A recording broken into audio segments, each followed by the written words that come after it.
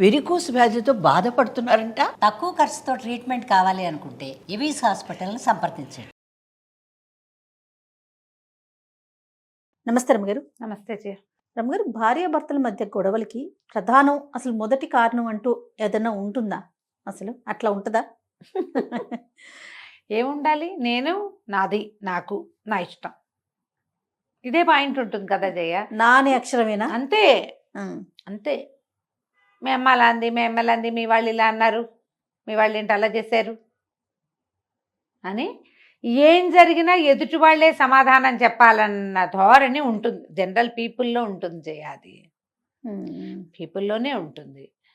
ప్రతిదానికి కొట్టుకోవచ్చు, నాకు నచ్చినట్టు, నాకు నేను అనుకున్నట్టు, నేను ఏదనుకుంటే అది. ఇది ఒక పాయింట్.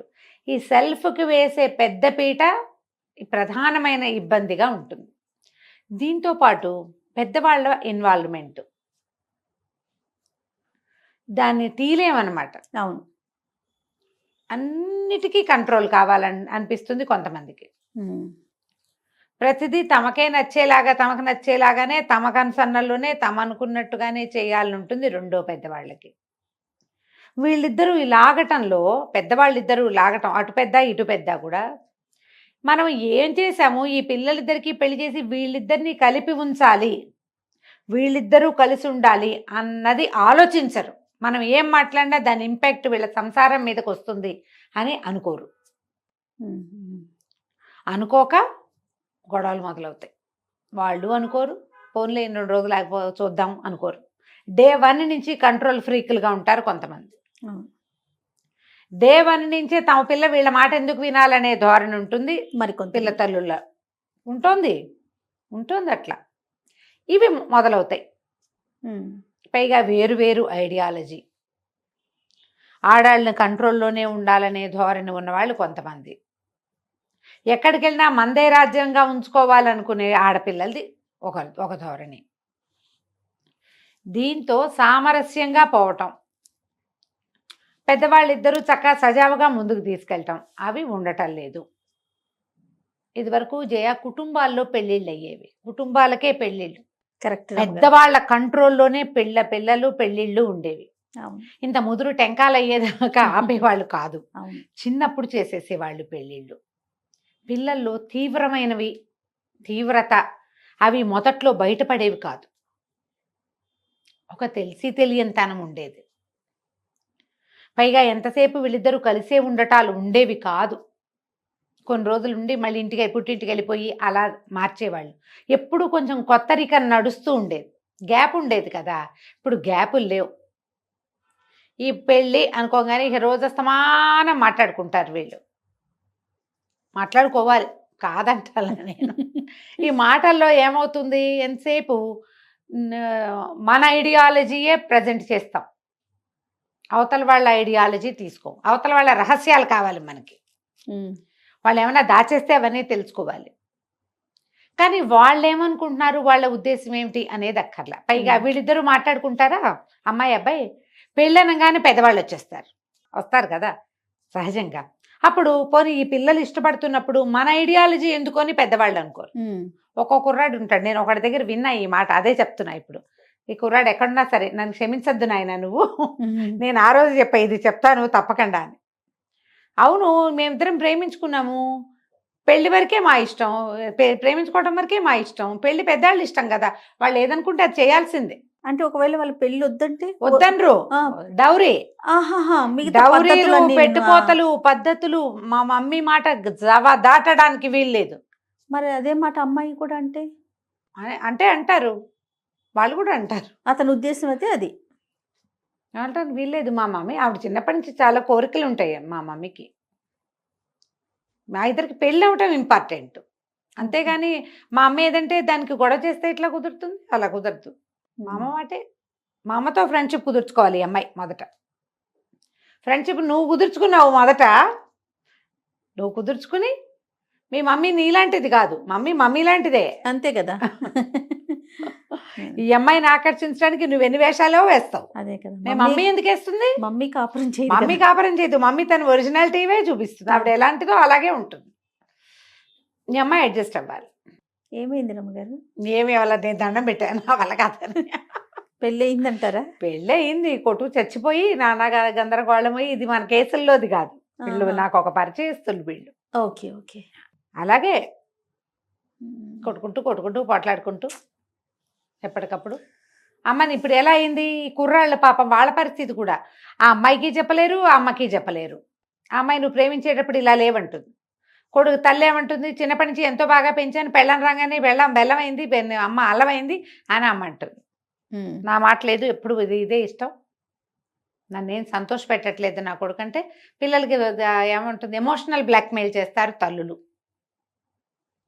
పెళ్ళాలు చేయగలిగినన్ని బ్లాక్మెయిల్స్ వాళ్ళు చేస్తారు. అంతేగా. ఇలాగే వస్తుంది.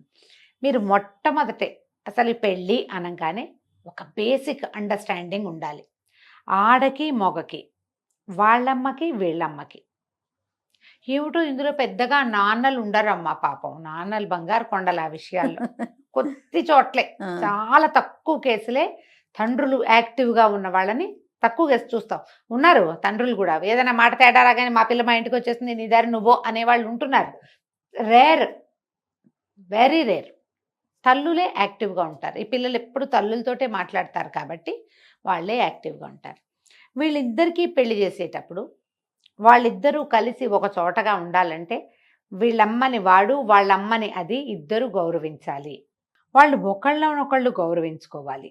ఒకళ్ళతో ఒకళ్ళు నిజాయితీగా సంతోషంగా ఉండాలి. మనం ఒక పెళ్లి చేసాం, ఇంత క్రియ, ఇంత ఖర్చు పెట్టాం, ఇంత ప్రయత్నం చేసాం, ఇది సక్సెస్ఫుల్గా ముందుకెళ్ళాలంటే మనం అదుపులో ఉండాలని పెద్దవాళ్ళిద్దరూ అనుకోకపోతే ఎలా కుదురుతుందమ్మా?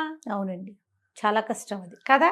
వీళ్ళ అదుపులేనితనం, ఆగలేనితనం, పైగా వీళ్ళకేంటి చుట్టాల్లో పక్కాల్లో చెప్పుకోవడానికి బాగుండాలి.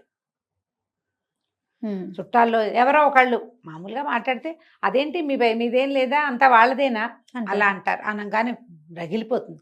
ఇంత కష్టపడి చదివించాం పిల్లని, చిన్నప్పటి నుంచి నానా కష్టాలు పడ్డాం, పెద్ద చదువుకు ఎక్కించాం, సంపాదన వచ్చేసరికల్లా అత్తవారింటికి వెళ్ళిపోయింది, వాళ్ళేమో పెత్తనం చేస్తున్నారు, అలా అనిపిస్తుంది.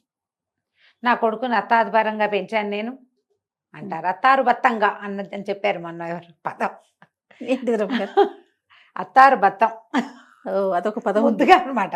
చక్కగా అదే ఎంతో బాగా చేసాం. వీళ్ళకి అత్తవారికి అప్పచెప్పాలా, ఆ అమ్మాయికి అప్పచెప్పేసేయాలా?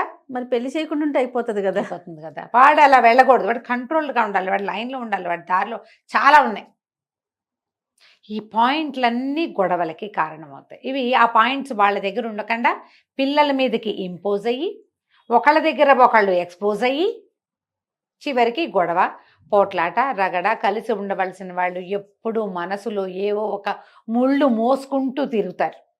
పాపం వాళ్ళ సొంతవి కొన్ని ఉంటాయి, సొంతవి ఒకళ్ళలో ఒకళ్ళకి నచ్చనివి, ఒకళ్ళ వల్ల ఒకళ్ళు ఇబ్బంది పడుతున్నది, ఏవో పెయిన్స్ పాపం ఫ్రెండ్ సర్కిల్స్లోనో, ఉద్యోగాల వ్యవహారంలోనో, ఫిజికల్ థింగ్స్ ఏమిటో ఉంటాయి పాపం. వాళ్ళిద్దరికీ సొంతగా ఉంటాయిగా. ఈ పెద్దవాళ్ళ తాలూకు కుటుంబాల తాలూకు ప్రెషర్స్ ఇంకా కొంత. ఇవి ఎక్కడి నుంచి తగ్గించాలి అంటే ముందు అసలు పెళ్లికి రెడీ అవటం అని మాట్లాడుకుంటాం కదా ఇప్పుడు మనం. అసలు ప్రీ మ్యారిటల్ థింగ్ లోనే మనం మొదటే పెళ్ళంటే ఒకటి అడ్జస్ట్మెంట్, కొన్ని సర్దుబాట్లు, కొన్ని దిద్దుబాట్లు, లేకపోతే పెళ్ళి కుదరదు, వర్కౌట్ కాదు.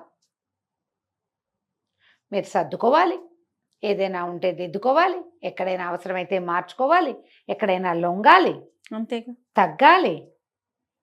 ఇందులో ప్లస్లు ఏం లేవండి, అన్ని మైనస్లే చెప్తున్నారు మీరు అంటుంది ఇప్పుడు. నెక్స్ట్ డైలాగ్ అదే కాదు. ఇప్పుడు ఒకళ్ళు సర్దుకుంటారు, రెండో వాళ్ళకి గెయిన్ కదా అది కదా. ఇప్పుడు నువ్వు సర్దుకుంటే వీళ్ళకి గెయిన్ కాదా? అవునా? ఒకళ్ళే సర్దుకోండి ఒకళ్ళే దిద్దుకోండి అని చెప్పట్లేదుగా నేను. ఇద్దరు ఉన్నప్పుడు ఒకళ్ళు సర్దుకోవాలి కదా. అదేగా ఒకసారి ఒకళ్ళు, ఇంకొకసారి ఇంకొకరు. అదే పాయింట్. ఇప్పుడు నేనే అడ్జస్ట్ అవ్వాలనే క్వశ్చన్ వస్తుంది కదా. నేను నిన్నే అడ్జస్ట్ అవ్వమని నేను ఎక్కడ చెప్తున్నా? అసలు పెళ్ళంటేనే అది ఆడకైనా మొక్కైనాను, ఆడకి మొగకి కూడా. అసలు కొంతమంది కంప్లైంట్ చేస్తారమ్మా, మా పెళ్ళై 10 సంవత్సరాలు అయిందండి, ఏదైనా విషయం వస్తే కొడుకు బామ్మ నాన్న వెళ్ళి లోపలికి వెళ్ళి మాట్లాడుకుంటారు, కోడలు 10 ఏళ్ళైనా నేను బయటదాన్నే వీళ్ళింట్లో. పెళ్ళై 10 సంవత్సరాలు అయితే ఆ అమ్మాయి ముందు కుటుంబ రహస్యాలు మాట్లాడుకోరు వాళ్ళు. బాగుంది. ఉన్నారు అలాంటి వాళ్ళు కూడా. పెడుతుంటారు కొంతమంది, మెసేజ్లు వస్తాయి నాకు అవి. ఆ, నేను చెప్పింది నేనేం చేయాలండి, అది మీరేం చేయద్దమ్మా, వాళ్ళే ఏమైనా చెయ్యాలి. ఉమ్, ఒక మనిషిని కలుపుకోలేనప్పుడు ఇంకెందుకు పెళ్లి చేసుకోవటం, ఎందుకు చెప్పు? మరీ రహస్యాలు కాకపోతే ఏదో అమ్మాయి ముందే మాట్లాడచ్చు, లేదా నువ్వు ఇందులో మాట్లాడద్దు అని చెప్పచ్చు. దాంకుని చేయక్కర్లేదు. అంత అంతే కదా. దాక్కుంటే ఇలాగే ఉంటుంది పాపం, వాళ్ళకి కష్టంగా ఉంటుంది కదా. మరి పెళ్ళిళ్ళల్లో బేసిక్ థింగ్ అడ్జస్ట్మెంట్.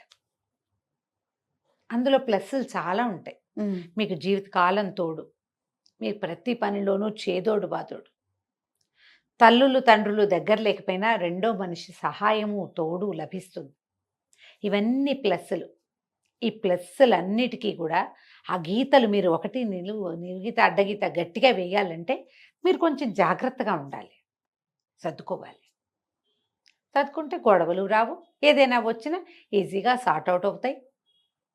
ఇందులో నిజాయితీగా ఉండటం, నిజాలు చెప్పటం, ఒకదానికి 3 వేయకూడదు వాక్యాలు. ఉమ్, కొంచెం జరగంగానే పెద్దది చేయటం, మన వైపు నుంచే ఆలోచించడం కొంచెం మానుకోవాలి.